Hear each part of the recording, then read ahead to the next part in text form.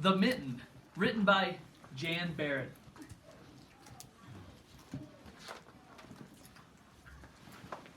Once, there was a boy named Nicky who wanted his new mittens made from wool as white as snow. Do you see the picture? What might happen?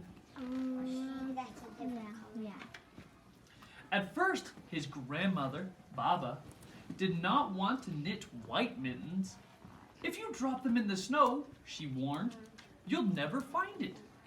But Nicky wanted snow white mittens, and finally, Baba made them. What might happen? He'll drop them. We'll see. After she finished, she said, when you come home first, I will look to see if you are safe and sound, but then I will look to see if you still have your snow white mittens. So off Nicky went, and it wasn't long until one of his new mittens dropped in the snow and was left behind. I see it. What might come? That. A bear. Let's find out. A mole, tired from tumbling along, discovered the mitten and burrowed inside. It was cozy and warm and just the right size, so he decided to stay. What's next? Rabbit. Bunny. A hare.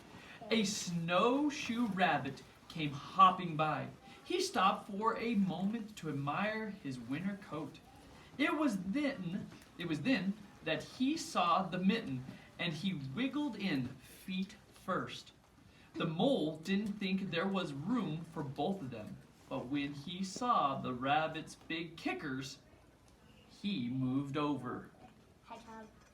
Well, is that what you see next? Yeah, hedgehog.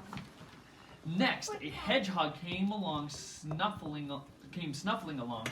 Having spent the day looking under wet leaves for things to eat, he decided to move into the mitten and warm himself.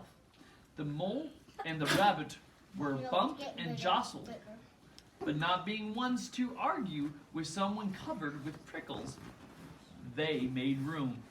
What does jostle mean? Jostle, ooh, get bumped around. Jostle.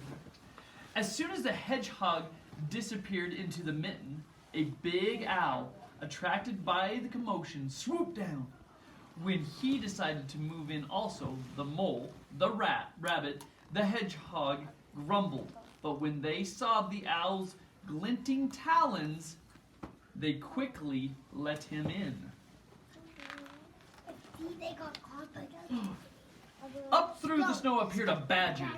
He eyed the mitten and began to climb in. The mole, the rabbit, the hedgehog, and the owl were not pleased. There was no room left. But when they saw his diggers, they gave him the thumb. It's no fox. How big is the mitten getting? Whoa. It started snowing, but the animals were snug in the mitten. A waft of warm steam rose in the air, and a fox trotting by stopped to investigate. Just the sight of the cozy mitten made him feel drowsy. The fox poked his muzzle in. When the mole, the rabbit, the hedgehog, the owl, and the badger saw his shining teeth, they gave the fox lots of room. And he's drowning. Oh my goodness! A great bear lumbered by. He spied the mitten all plumped up. Not being one to be left out in the cold, he began to nose his way in. The animals were packed in as tightly as could be. But what animal would argue with a bear? No one. Mouse. The mitten swelled and stretched. It was pulled and bulged too many times its size. But Baba's good mitten held fast. Rat. Mouse. Along came a meadow mouse, no bigger than an acorn. She wriggled into the one space left and made herself comfortable on top of the great bear's nose. They're gonna sneeze. The bear, tickled by the mouse's whiskers, gave an enormous sneeze. Achoo! The force of the sneeze shot the mitten up into the sky and scattered the animals in all directions. It has to be fun. Yeah, that has to be fun. On his way home, Nicky saw a white shape in the distance. It was the lost mitten silhouetted against the blue sky. As he ran to catch his snow white mitten, he saw Baba's face in the window. First she looked to see if he was safe and sound, and then she saw that he still had his new mittens. Huh. But look how big that one is. That's huge. Maybe he might.